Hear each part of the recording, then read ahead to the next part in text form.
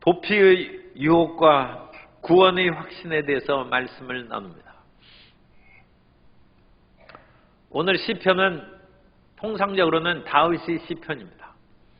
다윗이 도망가는 생활을 오래 했습니다.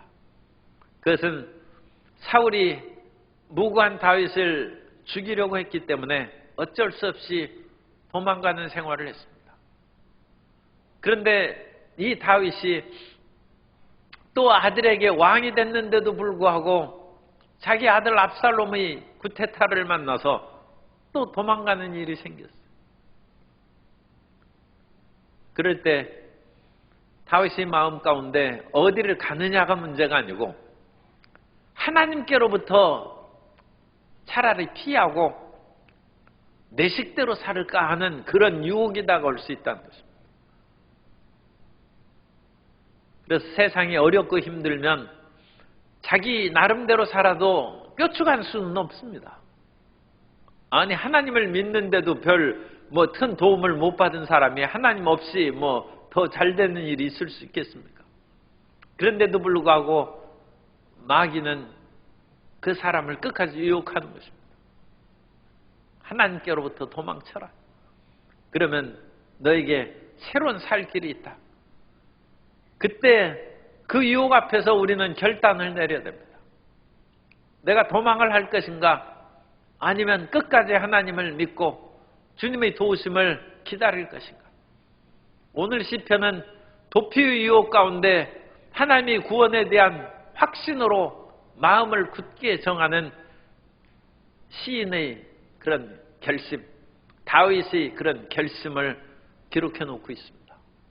먼저 1절부터 3절까지 하고 4절부터 7절까지 두 부분으로 나누는데 1절부터 3절까지는 도피의 유혹입니다.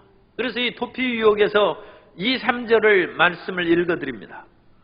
악인이 활을 당기고 화살을 시위에 먹이며 마음이 바른 자를 어두운 데서 쏘려 하는도다. 터가 무너지면 이 터라는 것은 정직과 질서와 법적인 터를 말합니다. 올바른 터가 사람이 그것을 의지해서 살아가는 그 올바름이 무너지면 의인이 무엇을 할고 의인이 더 이상 할 것이 없이 심각한 그런 역경에 처한다. 그러면 세상에 왜 악한 사람이 의인을 쏘려하고 의인을 제거하려고 합니까? 이게 그게 문제죠. 의인이 있어야 자기들이 행복하고 편할 거 아닙니까? 의인은 따뜻한 마음을 가지고 사랑을 갖고 또 정직하니까 거짓을 행하고 도둑질을 하지 않으니까 의인이 있어야 좋을 것 같은데 악인들이 권력을 잡고 있을 때는 의인이 거치장스럽다는 것입니다. 악인들은 내일이 없죠. 눈앞에 보이는 그러한 현실적인 이익과 쾌락의 마음을 뺏겨서 사는 사람인데 영원한 진리와 공정을 얘기하면 마음에 들지 않는 것입니다. 소크라테스가 처음에는 그 사형 언도에서 표가 조금 많이 나왔어요. 살려야 된다는. 그런데 최후의 변론을 할 때 여러분은 나 같은 사람을 오히려 상줘야 된다고 얘기를 함으로써 배심원들의 마음을 거슬렸어요. 무슨 반성하고 좀 엎드려서 절하고 배심원들 살려주시면 내가 열심히 하겠습니다. 그런 말을 했으면 소크라테스가 사형언도를 안 받았을 텐데 끝까지 자기 의롭다 얘기하고 우리의 그런 보통 말로 하면 너무 자기 잘난 척하고 그러니까 저 눈꼴 씌어서 못 보겠다 해가지고 두 번째 표결에서는 압도적으로 사형표가 많이 나와서 결국 죽게 됐어요. 이 세상은 정직한 사람을 싫어합니다. 왜냐하면 정직한 사람이 있으면 자기의 어둠이 드러나고 자기가 세상의 그런 쾌락과 영합해서 살아가는 그 모습이 정당하게 밝혀지기 때문에 사람은 정직을 좋아하는 것 같아도 정직한 사람을 미워한다고 얘기하고 있습니다. 아모스 5장 10절 말씀을 우리말 성경으로 읽어드립니다. 아모스 5장 10절에 보면 사람들은 성문의 재판하는 곳에서 정직하게 판결하는 사람을 미워하고 정직하게 말하는 사람들을 싫어한다. 사람은 그럼 누구를 좋아하느냐? 권력자에게 아부하는 그것을 좋아하고 끼리끼리 편들어서 자기 편 사람들을 무조건 옳다 하는 것을 좋아하는 것입니다.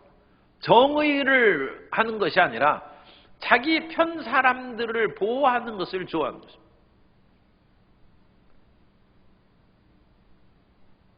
예전에 은나라라고 하는 그 상나라가 있는데 중국에서 상나라의 마지막 왕인 주왕이 처음에는 나라를 잘 다스렸다고 합니다. 그러다가 그 천하의 절세 미인인 달기인데 이 달기는 완전 우리식으로 얘기하면 귀신 들린 여자죠. 왕을 타락시키기로 작정한 사람이에요. 작정해서 왜 그러느냐? 자기 나라를 멸망시키고 그 조그마한 나라의 그 군주의 딸이었어. 그 나라를 멸망시키고 자기를 빼앗아서 후궁을 삼았기 때문에 내가 이 치사한 꼴을 당하고 나라를 없애버린 그 사람에게 후궁이 되느냐 아니면 자결하느냐, 그 갈림길에 섰을 때 내가 죽어봤자 잃어버린 나라를 되찾을 수 있는 것도 아니고 내가 복수할 수 있는 길은 그의 마음에 꼭 들어가지고 그의 나라를 멸망시키는 것이 복수한 것이다. 그런 악한 마음을 가졌다. 그래서 달기가 요염하게 그와 같이 이 주왕의 마음을 사로잡고 온갖 충신들을 다 죽인. 그래서 결국 주왕 때 나라가 망한 것이죠. 그런 것을 보고 이 주왕의 숙부인 그 비간이라는 그런 이제 자기 아버지의 동생이니까 그야말로 왕족이죠. 그런데 비간이 제발 이와 같이 폭정을 그만두고 달기에게 빠져나와서 올바르게 나라를 다스리라고 하니까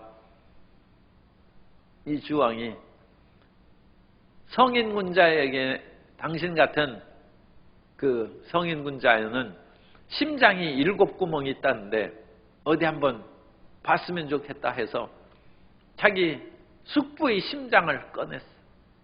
죽인 것이죠. 정직하게 말하는 사람을 싫어하는 것입니다. 올바르게 말하는 것을 싫어. 왜냐하면 자기의 쾌락과 반대되기 때문에. 그리고 자기의 잘못된 길로 가는데 함께 어울리지 않기 때문에 그 사람들을 싫어하는 것입니다. 그래서 악인들이 활을 당기고 화살을 시위에 먹여서 마음이 바른 자를 죽이는 거예요. 악인이 이 화살을 당겨서 악한 자를 멸하거나 사나운 짐승을 멸망시키는 것이 아니라 쓸만하고 좋은 사람은 다 죽이는 거예요. 이런 비극적인 그런 상황이 있고 3절의 터가 무너지면을 현대인의 성경으로 읽어드립니다. 시편 11편 3절을 현대인 성경으로 읽어드리면 법과 질서가 무너지면 선한 사람인들 별 수 있나? 선한 사람들이 오히려 법과 질서가 무너짐으로 붙잡혀가고 핍박을 받고 그러면 그 사회는 이제 멸망할 날이 얼마 안 남은 것이죠. 그런 처참한 상황이 된다는 것이죠. 그러면 이와 같이 사회의 법과 질서가 무너지고 악인이 횡행하고 정직하고 마음이 바른 자들은 오히려 고통을 당하고 죽임을 당하는 그런 시대에 우리가 살고 있다면 우리가 어떻게 해야 됩니까? 다윗이 정직하고 바르게 나라를 위하여 일하는데 오히려 자기를 잡아 죽이려고 하는 그 나라에서 다윗이 어떻게 해야 됩니까? 그래서 그때 자기에게 유혹이 다가온다는 것입니다. 그 유혹이 1절입니다. 그래서 내가 야훼께 피하였거늘. 다윗은 이미 이 야훼께 피하기로 결심을 한 것이죠. 그러나 그 다음부터 너희가 내 영혼에게 새같이 내 산으로 도망하라 함은 어찌함인가. 내 산이죠. 야훼의 산이 아니라 내 산, 너희 산, 내가 의지하는 그곳으로 너희 도피처로 도망하라. 도망하라. 그래서 하나님께 피하는 것이 아니라 다윗은 이 뒤에 유혹의 말을 먼저 끊어버리는 믿음의 고백을, 내가 야훼께 이미 피하였거늘 너희가 내 영혼에게 새같이 너희의 산으로 도망하라 하면 어찌함인가. 그리고 그와 같은 말을 하는 배경으로 2, 3절의 말씀, 세상이 악이 횡행하고 내가 목숨을 부지하기가 어렵게 되었으니까 도망하라는 것이죠. 어떤 면으로는 좀 도망하는 것이, 하나님을 믿으면서도 도망하는 것이 살 길이 될 수도 있습니다. 좀 다양하게 생각하면. 뉴스를 보니까 전북의 농협의 직원이 상사가 하도 괴롭혀가지고 그렇게 죽었어요. 유서를 써놓고 죽었어요. 그래서 그 상사 밑에서 여러 사람이 거기에서 5번째라고 그러니까 수많은 사람이 고통을 당하고 이제 피했는데, 그래도 죽는 것보다는 어디로 좀 도망갔으면 그 가족이 마음의 아픔이 좀 덜하지 않았을까, 그런 생각이 듭니다만, 그냥 죽음으로 말미암아 그 문제가 어떻게 이제 해결될지 이제 법적으로 또 올바르게 조사를 해서 해결을 해야 되겠습니다만, 사람이 고통당하면 그냥 도피하는 것이 인간의 DNA에 있다. 옛날부터 사람은 어려우면 사자나 곰이 몰려오면 도망가야죠. 피하는 거죠. 그런데 적군의 세력이 물밀듯이 몰려와도 12척의 배를 가지고 노량 앞바다에서 버티고 선다는 거예요. 나라에 대한 사랑이죠. 가족에 대한 사랑이죠. 그 용기와 충절로 말미암아 도망 안 가고 버티는 것입니다. 버티고. 그래서 외적을 물리치는 것입니다. 그럼 우리가 잠시 피할 때도 있겠습니다만, 우리의 근본적인 마음 자세는 도망가는 것이 큰 그런 피할 길이 되지 못한다. 우리는 용기와 믿음으로 맞서서 이겨야 된다. 맞서서 싸워야 된다. 세상에 우리가 죽을 각오를 한다면 어찌 그 모든 것을 그냥 대적하고 버틸 힘이 왜 없겠습니까? 살고자 하는 자는 죽을 것이요. 그건 자꾸 살려고 도망가는 사람은 죽는다. 그러나 죽고자 하는 자는 산다. 그래서 세상에서는 용기와 힘을 가진 사람이 도망가지 아니하고 버티고 서는 거예요. 버티고 서는. 그리고 예수님 믿는 사람은 야훼께 피하는, 나의 길은 야훼께 피하는 것 이외에는 나의 의지할 산도 없고 너희 산으로 도망가라 하는데 그런 산도 없거니와 그런데도 도망 안 간다는 것입니다. 세상에 이와 같이 도망가라고 유혹하는 그런 일들이 많이 있습니다. 아모스 7장 12절에 보면, 아모스 7장 12절에 아마샤가 또 아모스에게 이르되 선견자야, 너는 유다 땅으로 도망하여 가서 거기에서나 떡을 먹으며 거기에서나 예언하고.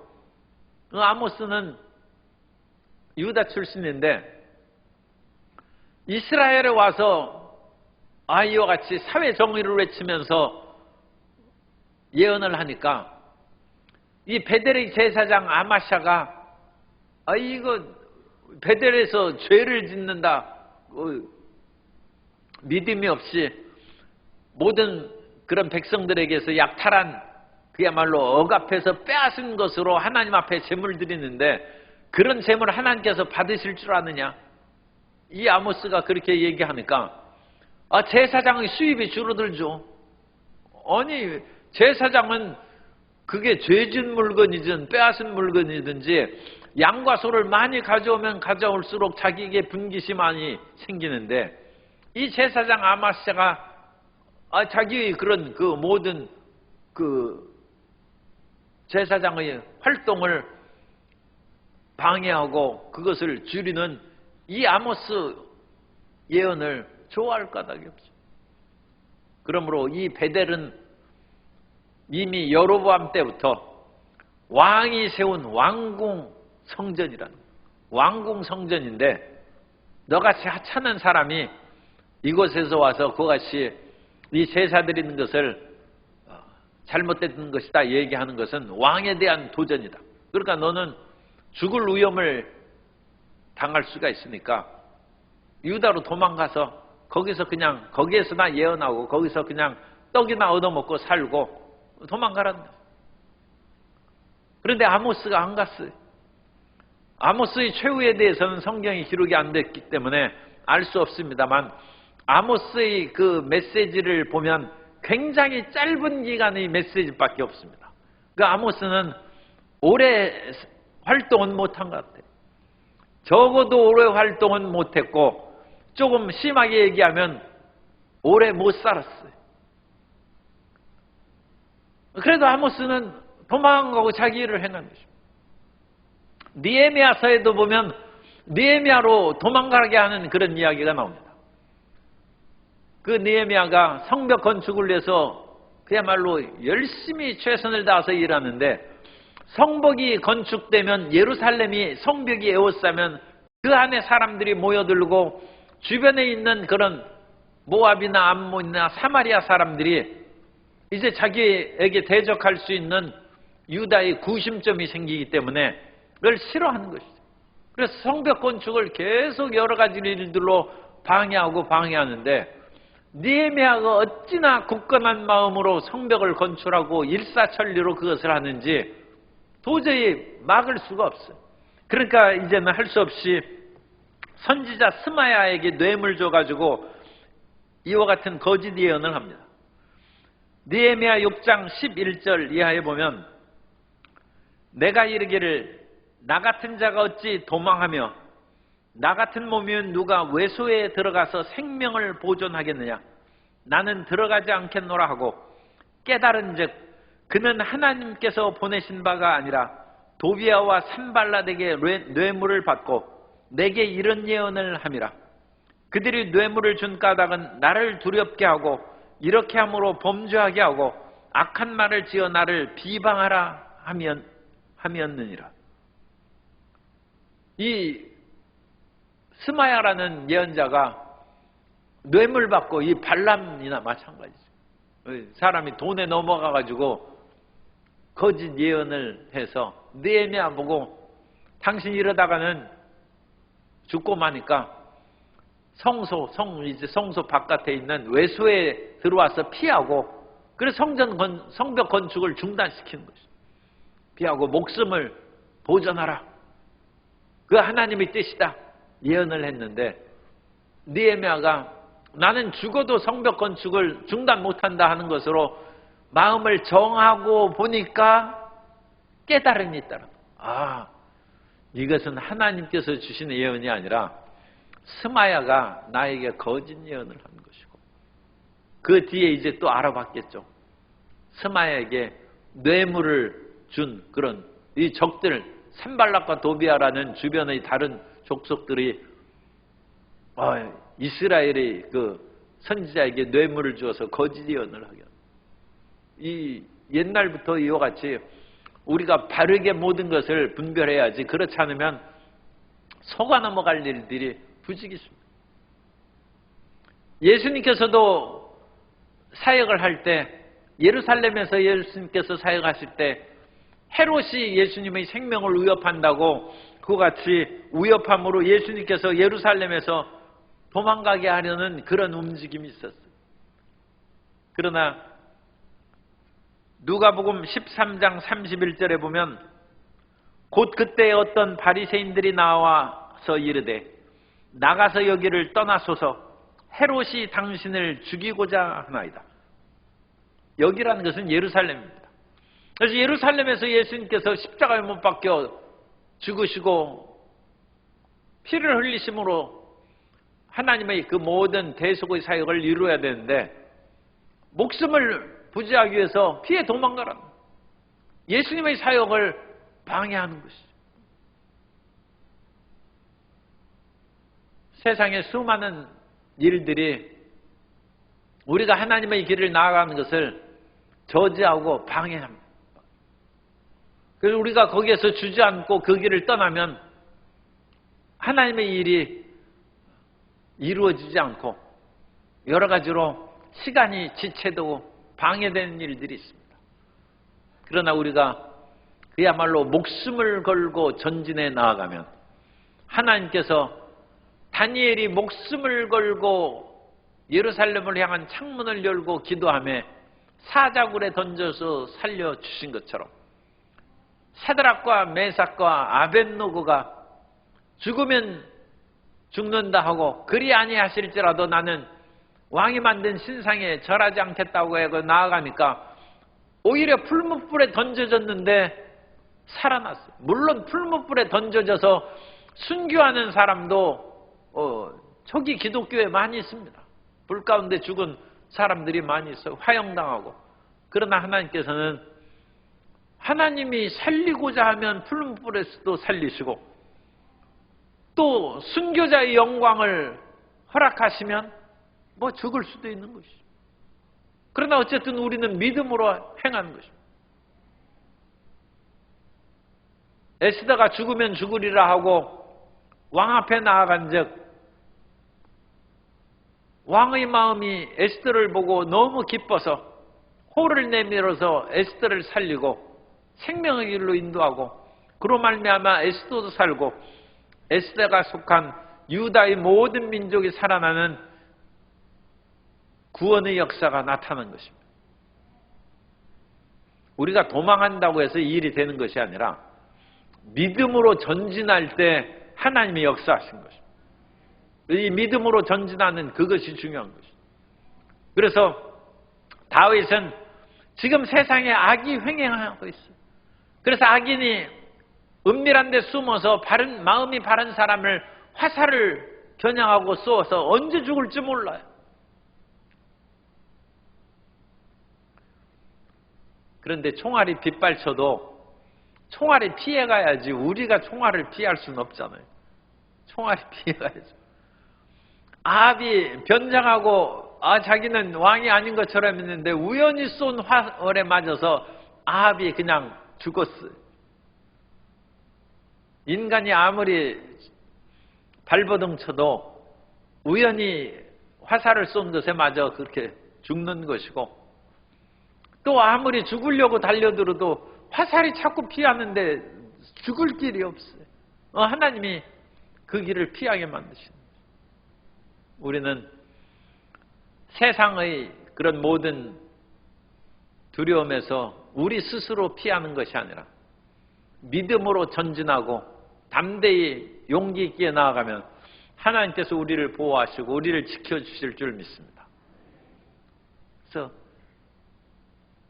1절에 있는 것처럼 난 야훼께 피했다. 나는 야훼께 피하지 내 산으로 피하라는 내 자신의 산으로 피하지 않는다.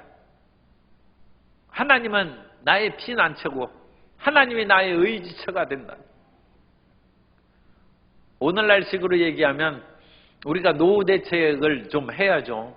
해야 되는데 사람이 노후 대책을 많이 해놓고 쌓아놨는데 그 어리석은 부자처럼 창고를 헐고 모든 것을 쌓아놨는데 하나님이 오늘 밤 내 영혼을 취하리니 내가 쌓아놓은 것이 누구 것이 되겠느냐? 아무 필요 없어요. 그 노후 대책하는 것이 아무 필요 없어요. 그러니까 우리 생각으로 노후 대책을 하는 것이 먼저가 아니라 노후 대책을 하지 말라는 뜻은 아닙니다.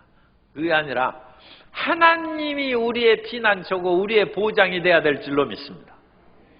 그래서 하나님이 우리를 허락하실 때 우리가 예금도 해놓고 다른 여러 가지 전답이라든지 노대책으로 마련해 놓는 것은 그건 하나님께서 그 다음에 우리에게 허락하심으로 마련해 놓는 것이지, 하나님이 우리에게 지시하고 인도하여 주시지 않았는데 우리 스스로 아무리 우리의 산에 피할 곳을 마련한다 할지라도 하나님께서 그 영혼을 거두시고 쓰지 못하게 하면 무용지물이 되는 거죠.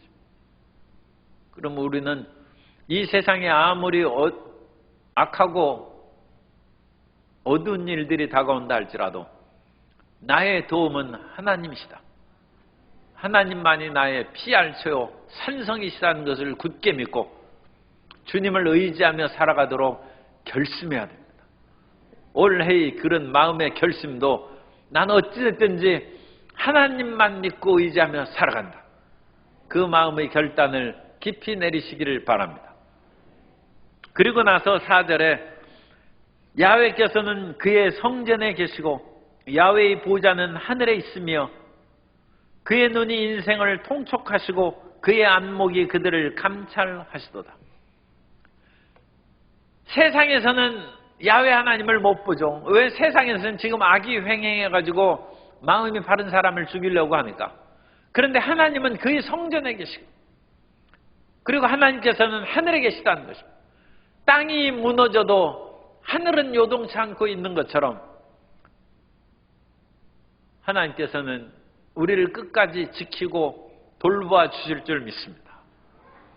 그러므로 사방을 돌아봐도 보이는 것이 수많은 악인들이고 원수들이고 나를 괴롭히는 사람이 가득할지라도 우리는 눈을 들어서 하나님을 바라보고 하늘 보좌에 계신 하나님을 의지해야 될 줄로 믿습니다.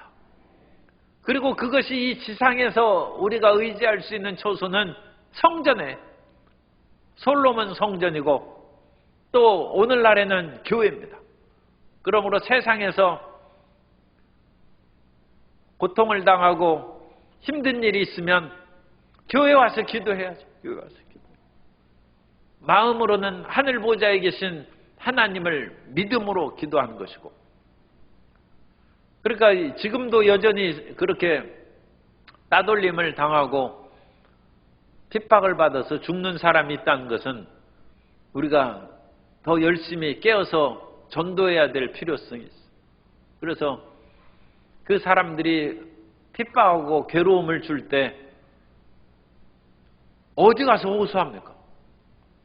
그래서 전북 농협 직원이 그 어려운 이들을 그 노무 문제를 해결하는 노무사하고 상담을 했는데 그 노무사가 자기를 괴롭힌 상사하고 또 아는 사이래.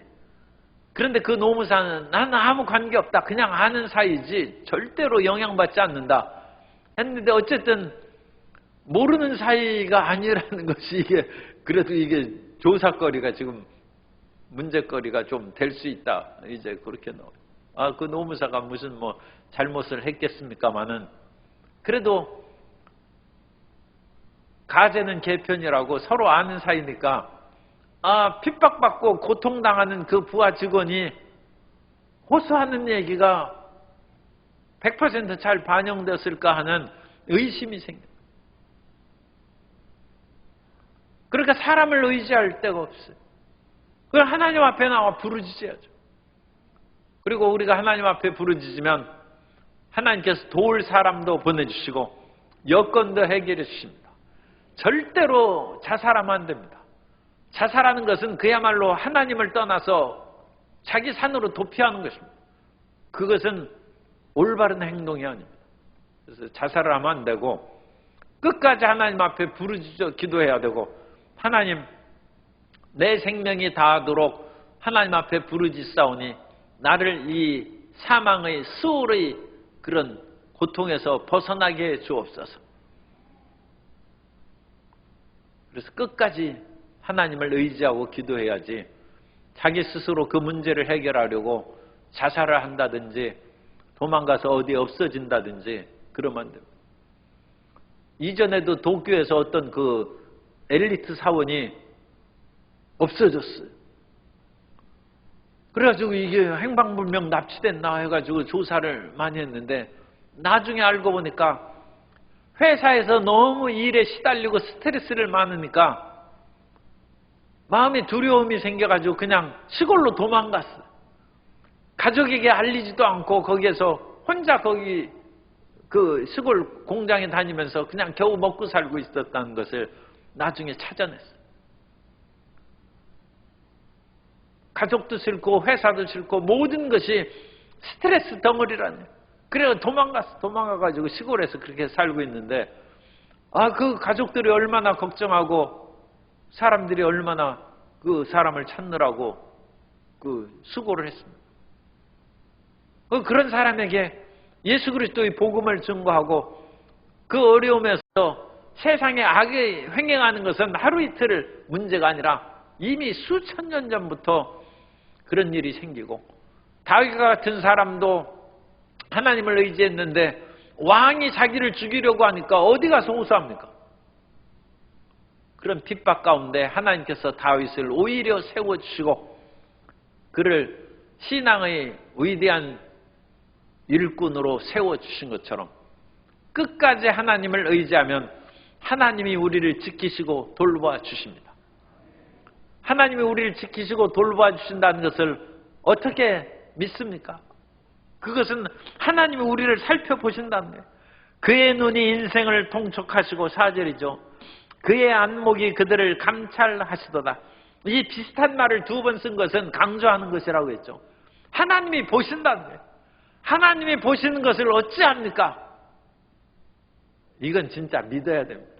하나님이 보시는 것을 믿어야죠. 그 믿음이 없이는 하나님 앞에 어찌 기도합니까? 그리고 하나님께서 우리를 살펴보신다는 것을 단 한 번이라도 체험했으면 그거 붙잡고 사는 거죠. 그래서 우리가 하나님을 믿을 때 그와 같이 체험적인 신앙을 갖는 것이 중요합니다. 하나님을 우리를 한번 만나주신 그 하나님이 우리를 스쳐 지나가신 거죠. 탄젠트 포인트라고 하나님이 탁 우리를 부딪히고 나가신 그 한 번의 만남을 죽을 때까지 그거 붙잡고 사는 거예요. 사도행전에서 사도 바울은 수없이 고난과 역경을 당하고 1차, 2차, 3차 선교여행을 당하면서도 수없이 핍박을 당하고 강에는 강의 위험, 길에는 길의 위험, 이방인을 만나면 이방인의 위험, 동족을 만나면 동족의 위험을 만나고, 그럼에도 불구하고 믿음을 끝까지 견딘 것은 예수 그리스도를 만났기 때문입니다. 그래서 사도행전에서 예수님을 만나서 내 삶이 변화된 것들 3번 거기에서 간증. 사도행전 그 책에서, 그 짤막한 책에서 사도 바울이 예수님을 만난 이야기가 3번이 나옵니다. 죽을 때까지 그거 붙잡고 사는 거예요. 끊임없이 하나님이 우리를 돌보시고 10번, 100번, 1000번 물론 그렇게 하는 분도 있지만 대부분은 그렇게 잘 안 합니다. 하나님을 한번 딱 만난 거 그게 확실하면 그걸 가지고 10년, 50년 그거 붙잡고 사는 거예요.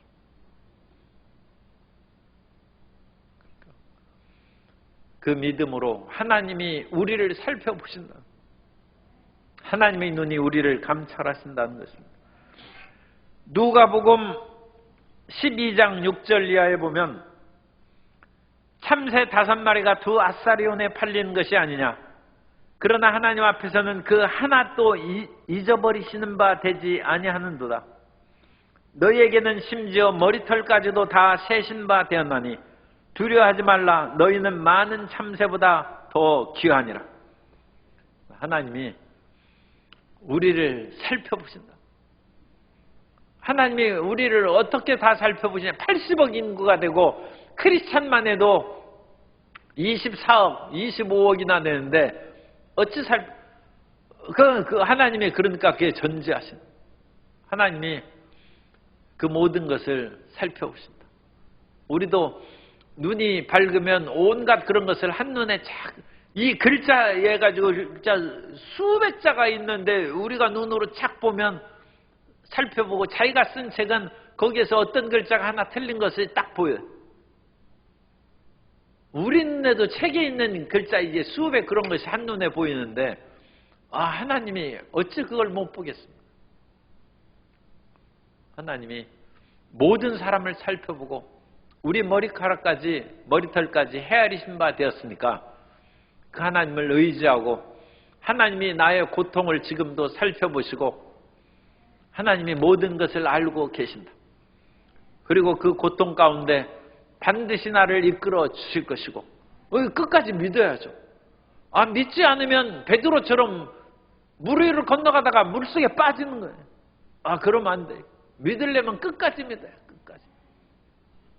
그리고 하나님께서 어떤 분이신 것을 우리가 확신해야 하면 하나님께서는 악을 미워하시고 의인을 좋아하세요. 따라서세요. 하나님은 악인을 미워하시고 의인을 좋아하십니다. 그래서 우리를 괴롭히는 악인을 하나님이 미워하시고 예수님을 믿고 의롭게 살아가는 우리를 좋아하신다는 거예요. 그래서 5절에 보면 야훼는 의인을 감찰하시고 악인과 폭력을 좋아하는 자를 마음에 미워하시도다. 그래서 하나님은 악인과 폭력 좋아하는 자를 마음에 미워하세요. 하나님이 미워하십니다. 그래서 우리가 악인이 되고 우리가 폭력을 행하면 하나님의 미움이 대상이 돼. 그러나 7절에 보면 야훼는 의로사 의로운 일을 좋아하시나니 정직한 자는 그의 얼굴을 배우리로다. 그러니까 야훼는 의로운 일을 좋아하십니다.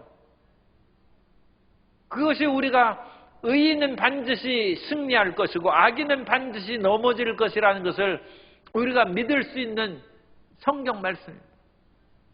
악인이 아무리 횡행한다 할지라도 하나님께서는 악인과 폭력을 좋아하는 자를 마음에 미워하시는, 하나님이 미워하시는 것이 17가지인데 잠언서 6장 16절 이하에 보면 야훼께서 미워하시는 것 곧 그의 마음에 싫어하시는 것이 17가지니 곧 교만한 눈, 거짓된 혀, 무죄한 자의 피를 흘리는 손, 악한 계교를 꾀하는 마음, 빨리 악으로 달려가는 발, 거짓을 말하는 망령된 증인과 및 형제 사이를 이간하는 자이니라. 여기에서 17가지, 이게 모든 것을 하면 7가지인데 17가지라고 한 것은 거짓된 혀나 거짓을 말하는 망령된 증인 및 형제 사이를 이간하는, 이것도 거짓말하는 것이죠. 이런 거짓말에 연관된 것이 3가지가 있어요. 그래서 한두 개를 줄일 수가 있어요. 그래서 17가지라고 했는데 어쨌든 전체는 7가지고 이 거짓을 행한 사람이 입으로 말하는 것을 굉장히 조심해요. 여수에 가면 오동도가 있는데 이 여수에서 그 자산에서 오동도를 보는 것이 아주, 그 오동도에는 동백나무가 많아가지고 동백꽃이 피고 그럴 때는 어찌나 아름다운지 다리가 놓아지기 전에는 그 오동도에 가보고 싶은 사람이 많았어요. 그런데 어찌 사람뿐이겠습니까? 자산에 사는 토끼가 오동도에 가보고 싶은 마음이 굴뚝 같은데 나 토끼가 수영을 할 수 있어야지. 토끼는 귀가 길어가지고 수영했다가는 귀에 물 들어가가지고 오래 못 살아요. 그래서 토끼는 꾀가 많으니까 바닷가에서 어슬렁거리다가 거북을 만났어요. 그래가지고 이 거북의 도움을 깨야 되겠다 해서 토끼가 거짓말을 했어요. 내가 오동도에 가면 너에게 보물을 줄 테니까 나를 오동도에 가게 해달라. 거북이 그 말을 듣고 또 그냥 원래 이 거북은 별주부전에서 보면 그냥 순진하게 다 속아 넘어가고 그러지 않습니까? 그래가지고 자기 삼촌, 조카 뭐 할 것 없이 할아버지, 할머니 몽땅 불러가지고 이 다리를 놔가지고 토끼가 깡충깡충 뛰어가지고 거북 등을 밟고 오동도에 딱 도착했어요. 오동도에 도착하자 토끼가 어찌 이 바보 같은 거북아, 내가 보물이 어디 있냐 그러면서 너희가 속았지롱 그렇게 하니까 이 거북이 화가 나가지고 붙잡아서 토끼 털을 다 뽑아버렸어요. 토끼가 이제 완전 털이 다 뽑아가지고 처참한 상황이 돼가지고 그 옛날 얘기니까 이제 그 토신이, 그 지역의 신이 형제가 있는데 저런 나쁜 놈은 저런 이렇게 벌을 받아야 싸다. 그래가지고 그 형제 토신 중에 한 명은 울고 있는 토끼 보고 그 털이 나려면 바닷물로 씻고 그 모래밭에 백사장에 뒹굴면 낫는다. 죽으란 얘기죠. 그래 토끼는 또 어리숙하게 바닷물에 씻고 백사장에 뒹구니까 따가워서 견딜 수가 없어요. 그러자 형 토신이, 그 지역신이 불쌍히 여겨서 맑은 민물에 몸을 씻고 부드러운 억새풀에 몸을 뒹굴면 털이 생길 것이다 했더니 앞 통증이 사라지고 토끼 털이 이제 잿빛 털이 이제 생겼다는 뭐 그런 얘기입니다. 그런데 그 벌로 토끼는 이제 말을 못하게 됐다. 옛날엔 토끼가 말하고 다녔는데 이제 그 벌로 토끼가 말을 못하게 됐다는 오동도 토끼의 전설이 있어요. 그런데 하나님이 이와 같이 미워하시는 것이 연율곡과제라. 하나님이 미워하시는 것을 행하면 우리가 피곤한, 하나님은 싫어하는 것을 우리가 하지 않는 2023년이 돼야 될 줄로 믿습니다. 하나님이 좋아하시는 것은 의로운 것을 좋아하십니다. 그리고 의롭고 정직하게 얘기한 사람을 하나님이 좋아하시니까 하나님이 좋아하시는 사람은 잘되고 앞길이 열릴까 합니까? 그러나 우리가 미운 짓은 골라서 하면서 하나님 우리에게 복을 주시옵소서 그렇게 하면 이게 제대로 복이 되겠어요? 행위로는 미워하는 일을 행하고 입으로는 하나님 복 달라는 기도를 하고 그러면 그게 두 개가 조화가 안 되니까 우리 삶이 어렵고 우리의 신앙생활이 힘들어지는 것입니다. 그러면 우리는 우리의 마음과 행위, 입술의 기도 모든 것을 일치해서 하나님이 좋아하시는 의로운 길을 행해 나아가고 나는 어떤 일이 있어도 악의 길에 걸어가지 아니하고 하나님께 피하고 하나님을 의지하며 살겠다 하고 하나님께만 붙잡고 하나님께 매달려 있으면 우리를 감찰하시는 하나님, 그 눈이 우리를 보신다고 했어요. 하나님께서 반드시 우리를 세우시고 우리를 영화롭게 하시고 우리의 병을 고쳐주시고 우리 삶의 저주와 낭패를 다 물리치고 승리의 복을 내려주실 줄 믿습니다.